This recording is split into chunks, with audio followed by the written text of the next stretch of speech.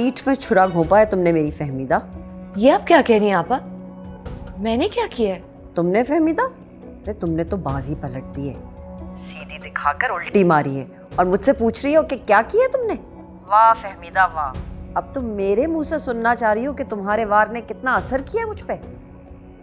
मेरी बात कान खोल के सुन लो फहमीदा, मैं अपने बेटे को अपने हाथों से जहर तो खिला सकती हूँ, मगर उसे तुम्हारी बेटी से कभी शादी नहीं करने दूंगी। अल्लाह ना करे ऐसा हो आपा। आपके बेटे की शादी हो गई है, अल्लाह करे वो हमेशा अपनी बीवी के साथ खुश रहे।